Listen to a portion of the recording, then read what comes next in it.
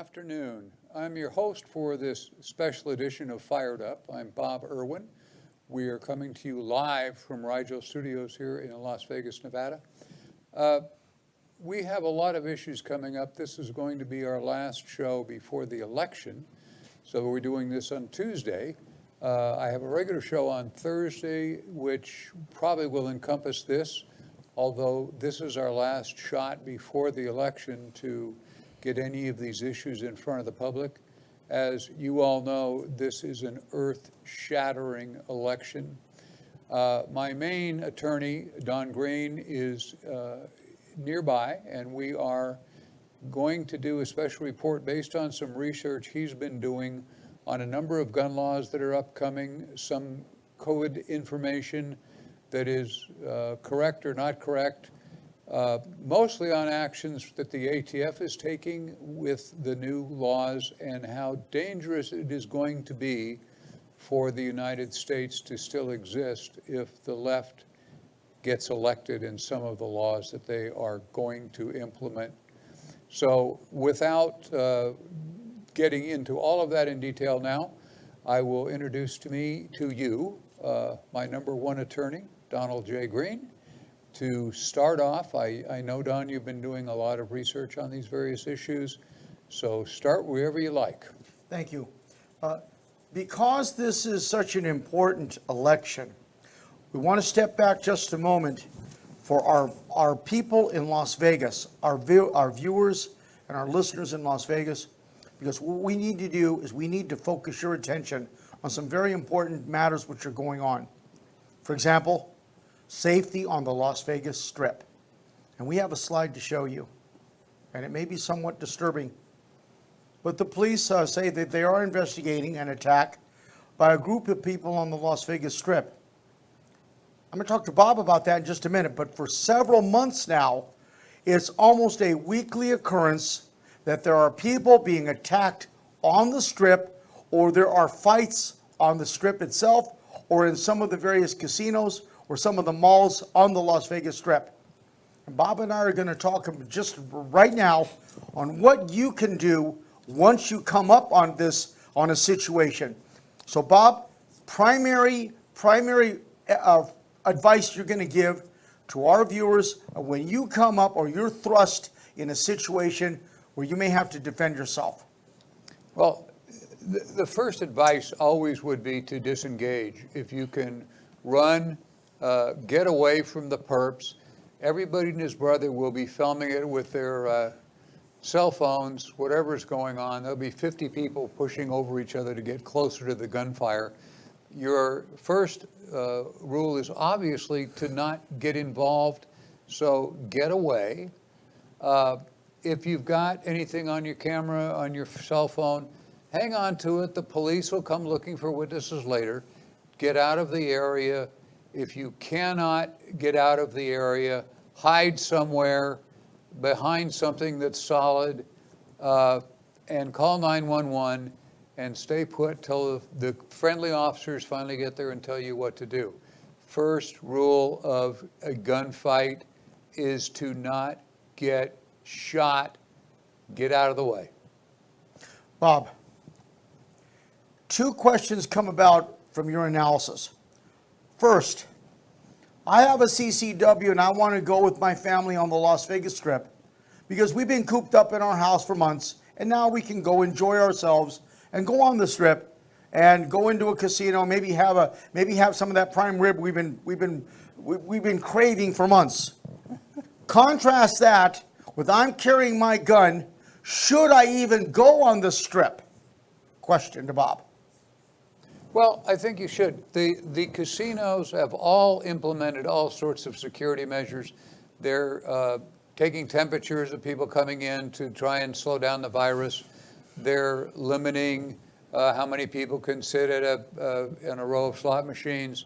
They're doing amazing stuff to make sure their customers are safe, because obviously it's really bad PR if a customer gets in trouble. So they are limiting capacity in some of the restaurants and a lot of the bars. You can't sit at the bar poker machines that are in front of you. You have to be at a machine that is not got somebody sitting next to you, et cetera. They all have their own rules, and they're all screening for weapons and so forth as you come in. Inside the casino, you are as safe as you could possibly be. It is not a zero risk situation, but it is extremely low risk in the casinos. The problems have come up outside the casinos, and I think that's where we're going with this discussion. Right. Should we even go on the Strip if we're going to be walking around, especially if we've got our weapon with us? Answer that question, Bob. Well, there are, if you have a concealed carry permit, you have a concealed carry permit. If it's valid, if you're in a state where they don't issue them, there's not much you can do about that. Because remember, where you go with your gun, you always are subject to local law, the local law rules. We have a permit system here for concealed firearms, not for knives and whatever. It's specifically for guns, so you have to obey the local law. If you are going on the Strip just to walk up and down, you need to be inside a casino. You're a whole lot safer. We've had lots of problems with street robberies, knifings, and so forth. There have been lots of shootings on the Strip that are unrelated to the casino. As I said, you're safe, as safe as you could possibly be inside the casino. The problem is being outside. Going on the Strip to wander around, in my opinion, is not a really good idea. If you're going to a casino, go into their valet parking, go in the casino, get your car back from valet and drive away. Don't be on foot on the Strip. We have already canceled the fireworks shows for this year, where we shoot off all the fireworks at the top of the various hotels. That's done. We're going to discuss the problems with the SHOT Show, which is normally here toward the end of the year. But they're eliminating most all of the events that take place on the Strip. And Bob, the SHOT Show just within the past 48 hours is canceled. Right, I just saw that. Mm-hmm. Now, Bob, you mentioned and I mentioned at the beginning of the show that this is an incredibly important election, not only by the issues we face, by what's happening outside of the electoral process. May we have the next slide, please? We have a situation now, Bob, and we're going to talk about both sides of this point, where we've got militia groups on one side which are advancing issues of conservatism. They're advancing issues of gun rights, self-reliance. I don't want to wear a mask. And you see that in various states across the United States, not just localized in Nevada. But we have the law enforcement is actually investigating these. We have the suspected kidnapping or alleged plot to kidnap the governor of Michigan and possibly another government official in another state. But then, Bob, tell us, when we come up on the militia group of how we traditionally think of a militia group, how do we react with our family at that particular time? The same way, unless you're involved in the militia or the protest, which would be a very foolish thing to do. Stay out of the troubled way. There are a percentage of the armed fanatics on both sides of the issue, conservative and Antifa, that are apparently threatening to shoot at people on the other side, or have tried to shoot at people or blow up people on the other side. Those violent minorities have to be ignored. Let law enforcement take care of its job. Where the police are allowed to intervene, which is not everywhere, don't get involved with those groups. Don't help those groups. If you see either of those, react the same way. They don't know who you are. The Antifa groups are going to shoot you because you're white. The other group may shoot you because you're black or Hispanic. They're all jerks. And hopefully we can survive this election without either one of them creating mass panic and destruction. Well, Bob, we have a slide up for our viewers right now. We call it Antifa in the Park. And we have a slide here of some of these suspected Antifa personnel, for lack of a better word, one of which in the dead center of this picture is carrying what appears to be a rifle. It could be anything from a 22 long rifle, AR frame. It could be a 223. It could even be a 300 blackout. But still, it's a very imposing sight. Bob, we're in the park with our family, or it's a get-together. What do we do when we see this group across from us? That's question number one. What do we do when this group is approaching us? Question number two. So question number one, when they're across the park from us, what do we do? Go find another park. Exactly. You know, I know this, to some of you, you don't want to back down. You don't want to give up your use of the park because of these jerks. Live to fight another day. If you can go to a different part of the park, leave. That avoiding trouble is always the number one answer, even if it galls you personally to walk away. The second question is much more difficult. If they are approaching you, again, try to intervene if you can. Stay out in the open. Don't go hide in the restroom, because then you're trapping yourself, right? You want to have an exit. So as you can, just tell them, I don't want any problems, and back away. If they follow you and point guns, you may then have to defend yourself and your family, obviously.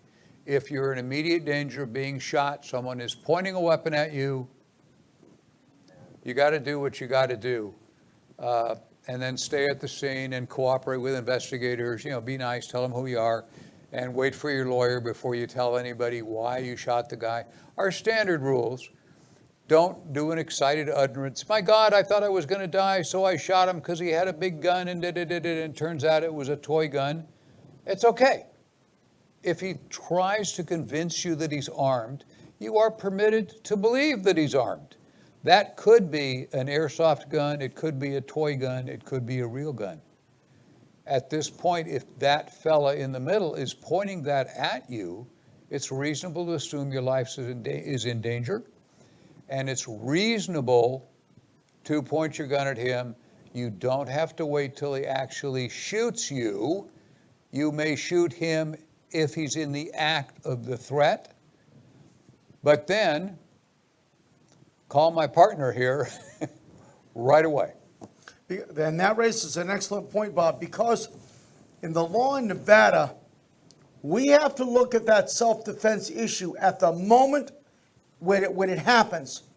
We can't look at self-defense or what did you do 2 hours later, because at that moment, ladies and gentlemen of the jury, did Mr. X reasonably believe that his life or the lives of his children and his loved one was in danger at that moment? Was there that threat or actual use of great bodily harm? Was there a shooting which could cause death? So, ladies and gentlemen of the jury, regardless of whether that weapon displayed by this perpetrator was real or not, you have to focus on whether my client's perspective was reasonable. And if it was reasonable, did he take appropriate action? Now, it's true, when he went back to his car and got the .50 caliber Barrett semi-auto and was firing rounds, okay, that's a problem. But when he took immediate action to defend himself, that's the other issue. And while we're on that subject, Bob, I was going to say Your Honor, Bob, from the other studio, let's go to the next slide on ammunition. Well, now, we've put together a quick graphic here, and we're going to discuss this at length. Ammunition sales have been brisk throughout COVID-19. Gun sales have been phenomenal throughout COVID-19. And it's approaching 9 million FBI background checks in the year 2020, which is almost absolutely incredible. Now, here's what Bob and I are going to analyze from this right now. Our observation from a self-defense perspective. Bob, even though you have your own ammo, even though you bought your guns, there are people out there who are buying ammo, they're buying guns, and they don't have any training whatsoever. So let's discuss that first issue. Training for the purposes of ultimately perhaps defending yourself in self-defense and also testifying in court. Talk about training. Well, there needs to be training. On all of my normal Fired Up shows that appear on Thursday, perhaps last Thursday, the one that's coming up this next Thursday, which is after the election, I have example cases of those exactly, that someone goes and buys a gun because they're afraid somebody's going to break in, they live in a bad neighborhood, their neighbor's been robbed, whatever the stimulus is. We've had a lot of home invasions, a lot of home robberies. Their motivation is to have a gun to protect themselves. They buy the gun. The dealer will always, every gun dealer except the guy on the corner at the end of your block, the real stores, which is where you want to go to make sure the gun isn't stolen already, will encourage you to take a class. They might hand you a pamphlet that says, these are the rules for engagement. Please look at this. They may tell you to go online and buy one of Bob Irwin's books. That's my favorite solution. But they don't do that. And then they get involved they use the gun in what they believe is self-defense, and they're wrong. There's a couple of examples. I've got 2 or 3 on every show now of someone shooting someone who's broke into their house. The one case that comes to mind is she was in Chicago. Someone breaks into her house with the attached garage. She comes out front into the yard. She observes the guy leaving with some of her belongings and shoots him several times. Most of the rounds hit in the back, which happens sometimes and it's legit. In this case, she said to the police, he was leaving with my stuff, so I shot him. It doesn't take a genius in this day and age, but Don, you can comment on that case if you like. She's going to jail. This lady is toast. She's going to end up losing her house and going to jail. She's going to lose the criminal case. She's going to lose the civil case. I think I said in the show, unless there's some immense different thing that is happening here that's not in evidence in the police reports, but I can't imagine what that would be because the police said the two didn't know each other. There was no contact between the two parties. And she said to the responding officers and to the press who responded, the guy had my stuff, so I shot him. Still going to jail. He's going to jail and going to lose the house she's trying to protect. Let's go back to that one slide, please. The next issue, we talk about, you talk about this in your self-defense classes. We talk about it, now on our online, our YouTube specials, and sometimes when people call me, situational awareness. Why don't you tell the audience what is meant by situational awareness and why they should use their training and practice this every single day? Situational awareness is what gets you out of trouble before it starts. You have to pay attention to your surroundings. We used to have a rule when I ran the gun store on Tropicana. We had a rule that when people come in, you look at the people coming in. Customers coming into your gun shop or your jewelry shop, whatever it is, look at the merchandise. Robbers and thieves and police look at the people first. When someone comes into your jewelry store and they're not looking at the display cases, they're looking at where you are and where the cameras are, that's a robbery. Don't let them through the second door. Don't buzz them in. If you buzz them in already, hit your situational button and tell 911 that therefore you have maybe robbery in progress so they can roll units. Maybe you can get out the back door. The jewelry in your store is insured, right? So leave if possible. Always evading is the trick. Don't get in a gunfight. Nobody actually wins gunfights ever. Let's go back to that slide, please. Avoid the conflict.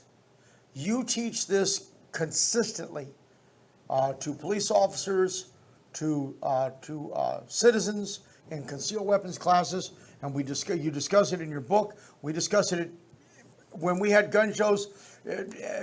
Every hour we discuss this. So tell the audience, because we have to remind our people that this is also coming up with the election. We'll discuss that in a few minutes. The principle of avoiding the conflict. First rule, don't get killed.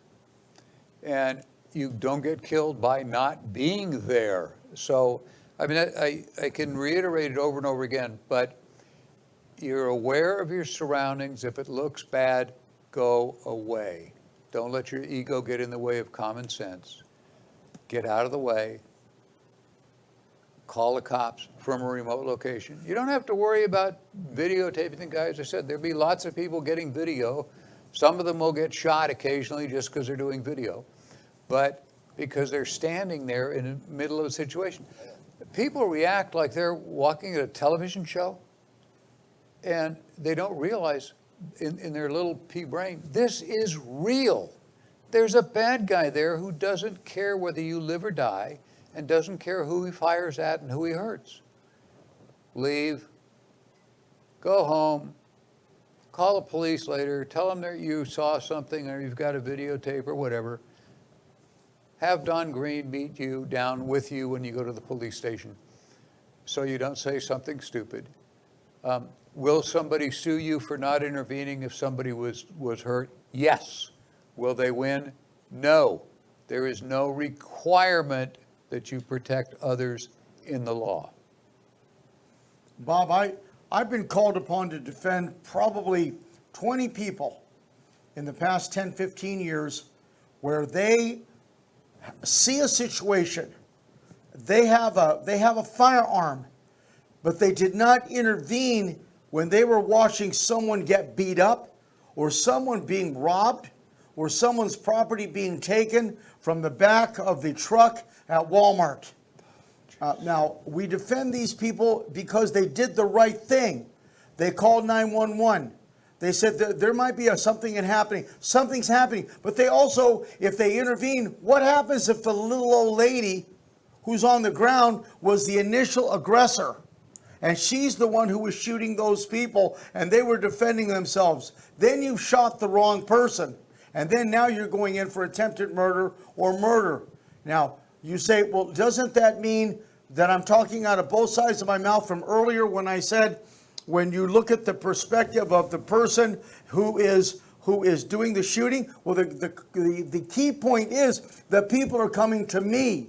And that's what I have to look at. If I'm defending a third party who's intervening in the situation, who's not avoiding the conflict, who wants to get involved, he wants to be a good citizen, and the best thing you can do, and I think Bob will agree with me, is to call 911, mentally record what you're seeing, because that's going to be your best perspective to avoid A, the possible criminal ramifications, and B, a civil suit. Would you agree, Bob? Absolutely. What you have to understand is we're looking at the legal issues, not the moral issues. You have no duty to protect anyone that is involved. If you weren't there from the beginning and you don't know the people involved, you can't tell. The little old lady may be the aggressor. You know, maybe this is a guy she thinks raped her 9-year-old granddaughter. But you have no duty to protect. Now, in the police, they have a legal duty to protect. If they see a violent crime in progress, they have a duty in the law everywhere to do something, to intervene, to call 911 at minimum, to observe the scene, etc. So they are required to intervene. If they intervene on the wrong side, they break up the fight, shove both parties to the ground, handcuff them both because they're both trying to fight with the officer. One of those people may be an innocent bystander. Maybe it's mutual combat and they're both bad guys. Maybe they're both good guys and it's a misunderstanding between the two people. But in any case, the officer is immune because of what we call qualified immunity. It's something the left is trying to eliminate in the law right now. Yes. So police can be held liable when they intervene, even if it clearly appears there should have been intervention. The Dems want to make it possible to sue the police anyway.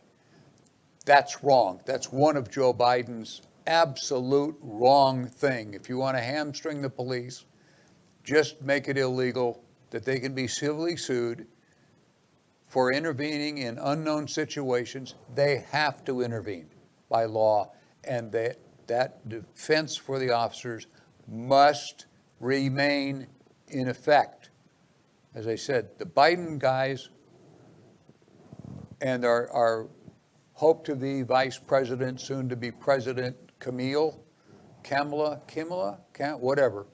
I can't say her name either.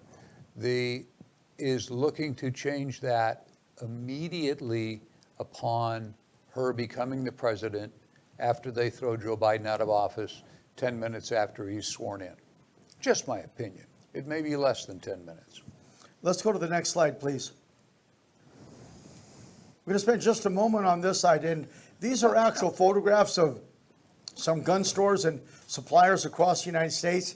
And you can see that there's kind of sparse and, slim pickings, so to speak, for ammunition and possibly some rifles and firearms. My informal survey of several gun stores here in town is that they're very low on stock on firearms. Everything's almost special order. If you want your 9mm, your 40 calibers, your Glocks, your H&Ks, your Springfield Armories, your CZs, many of that's on back order. As far as ammunition concerned, that's extremely difficult to get unless you're trying to get some really highly specialized ammo. The 50 caliber Beowulf, the 50 caliber Winchester, the 338 Lapua. There's plenty of 6.5 Creedmoor, we understand, being sold as Sportsman's Warehouse. They're kind of low on 223 at 7.62 by 39, of course 9mm and 40 caliber. And 357 and 45, and they're even when they have it, you're limited to 2 boxes. Yeah. And now, in the final segment of our show, we want to talk about something that's now 40 hours away, and that's the election of the president and many constitutional officers throughout the United States. May we have the next slide, please? Now, citizens, you need to be. We're looking at a slide where we picked out suspected Antifa type, I can't call them rioters, but Antifa type personnel. They're demonstrators. Demonstrators. These are citizens. Peaceful demonstrators. You need to prepare to witness this onslaught. You need to be prepared to be challenged by this onslaught after you vote. You need to prepare for this onslaught in your neighborhood because the police won't be there by what's allegedly planned across the United States. So if you call 911, you might not get it. You might not get immediate attention. But you can see this, and these are what appear to be any type from about 40 to 45 gallon, heavy duty, I cannot call it plastic. It's got to be a much thicker than plastic barrels, which are used for storage. They could be used to storage heavy chemicals. They're cut into like a half moon, a little bit less than a half moon shape, with the actual grips in the back put on by either Gorilla Glue or Gorilla Tape. And they're almost professionally manufactured. We've looked, and you can't buy these kind of Roman Greek army shields. And you can't see any weapons behind these people, but you see that they're predominantly dressed in black. They have face masks, they have eye masks on, heavy duty, heavy gauge. This isn't the kind of stuff that you're going to go buy at the 99-cent store. This is stuff they buy in motorcycle shops. They buy them at the hardware stores. They buy them under the guise that they could be anything from a swimming goggle, but something that's heavy that's going to cover the area around their eyes. You notice that none of them, except one guy in the back who wearing glasses. The ones in front are wearing something which is going to protect all of their eyes. And it doesn't matter whether you're a lizard, whether you're a fly, whether you're a grizzly bear, whether you're an elephant, whether you're a human being. First thing you're going to do when you hit something, when somebody goes to you, you go for your eyes. You protect your eyes. It's something that you cannot avoid. But you can see that these people are armed, they're well financed, and they're motivated. They're motivated to cause harm. So when you see this, you need to turn around. Do not confront them. Let's go to the next slide, please. Bob and I will talk about some things here.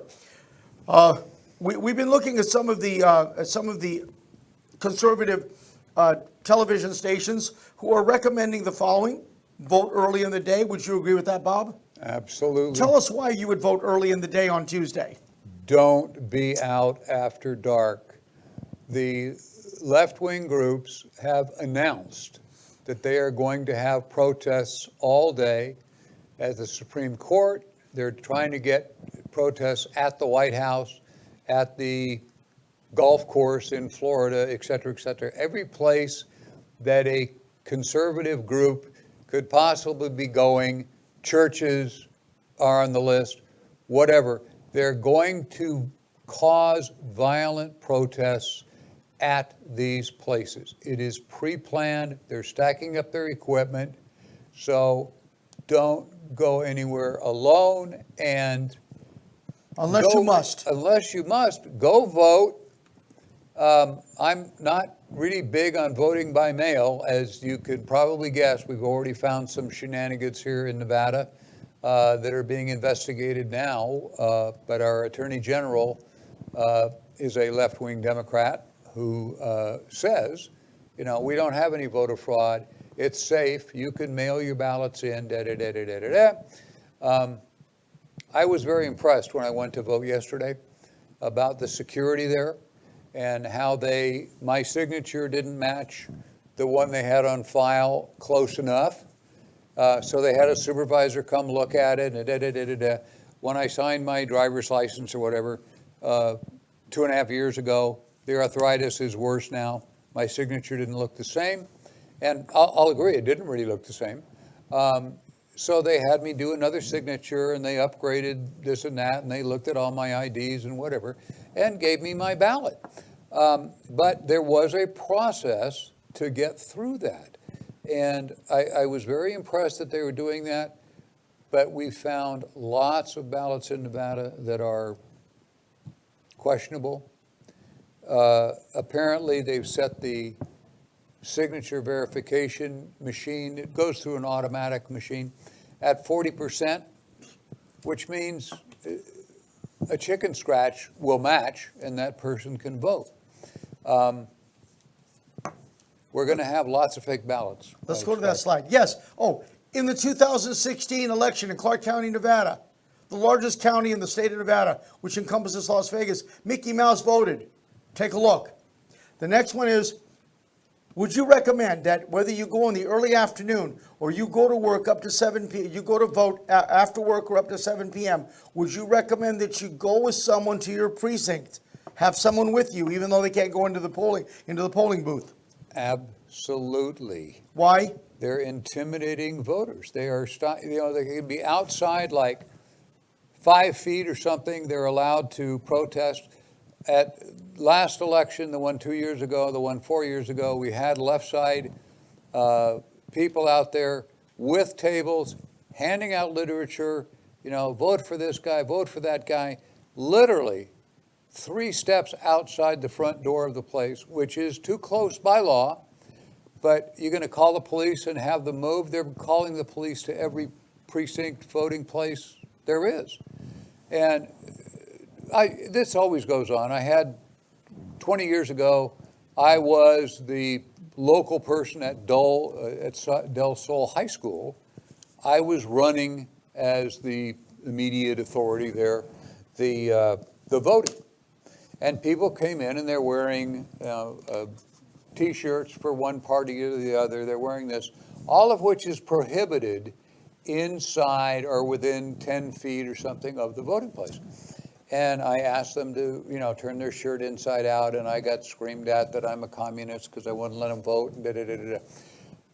All we're doing is trying not to influence people once they're through the door or within 5 feet of the door. The signs have to stop. The soliciting votes has to stop by Nevada law. And this is true in most places. You can't wear your stuff inside the voting booth or inside the voting area.